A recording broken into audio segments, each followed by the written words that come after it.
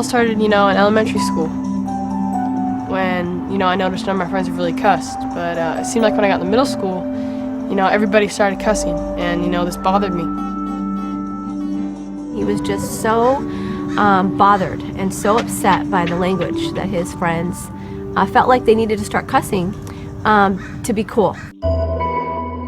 From going into a school where it was just, laced with the F words all day long, it just got to him, especially when they were his friends. First I went to my mom and I told her, I don't know what to do. All my friends are cussing. What am I supposed to do? She's like, well, you can ask them or just find some new friends. I said to him, you need to be an example. That's the best thing you can do, and challenge them not to cuss. And it was hard for him because these are his peers. These are his buddies he's known since kindergarten. It took me a couple weeks to finally, get enough courage to tell my friends this, but, when I did, they're actually pretty nice about it, and they're like, I'm not going to cuss around you anymore. It was 2 years later, in the 8th grade, where they came back, they were sitting at lunch, and they said, McKay, it's because of you and your challenge that we don't cuss anymore. So he came home all excited, told Felicia and I, and that's when he came up with the idea of doing a no cussing club. When I first started the club, my dad was totally against it because he knew, I was going to be bullied and stuff. I wasn't too excited about it because I knew what was going to happen to him. During Club Rush, I got cussed out like a million times. And but I had a lot of, at the end of the day, I had like 117 people that signed up. It says, hello, McKay, I see you on Fox News Network a couple of days ago, and I'm so impressed. In order to get more people to join his club, because a lot of people wanted to join that weren't in this area, he, with his uncle, put together a website called nocussing.com where people can join, become a member, take the No Cussing Challenge, print out a free certificate. After he did that, he wanted to get more membership, so they decided to write a letter to the city about having a proclamation for a cuss-free week to bring awareness. And that's when things at that moment exploded. The media got a hold of it. It was worldwide. Everyone had heard about it, and McKay was on the talk show circuit, and he got thousands and thousands of members all over the world, up till now where he's got around 30,000 members and counting, who take the pledge every day that they want to clean up. And these are not kids, these are adults. These are grandparents, grandmothers who said, you know what, I've cussed my whole life, and after I saw this bit, I took your challenge and I'm going to clean up my language.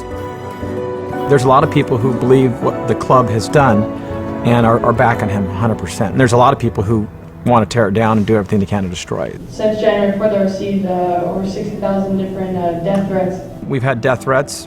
We've had people send packages to our house, letters, and their whole goal is to shut him down. Our website's been hacked into 3 times, laced with profanity, pornography. We've had 24-hour surveillance with the police parked in front of our house when we've had some bomb threats at our house, which is kind of scary. I don't know. What do you do? Just keep going forward. So you can't be fearful at all because you know that Heavenly Father's on your side and He's going to protect you. I don't care what these people think. I only care what God thinks. And I know if He was happy, then I was doing the right thing. I kind of realized, once I started this club, one person can make a difference.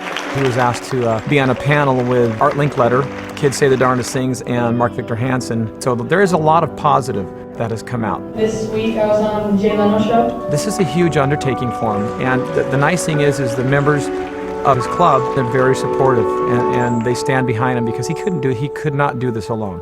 There's no way. I pray for you guys all the time. It's really important to have, people that at church that support you because, they share the same values and goals and stuff, the same ones as you do. And without them, there wouldn't be a club. Be thou an example of the believers in word and conversation is something that I believe that McKay is living day to day. Well, to be an example of believers in word is, when you're around your friends or just anywhere you are, when you're talking to them, you use good words and positive, uplifting language. You don't just use it around your family or parents or people that share the same values. You use it around anyone. It's amazing. I'm so proud of what he's doing. It's a really good feeling to know that I'm actually doing something and making a difference in people's lives.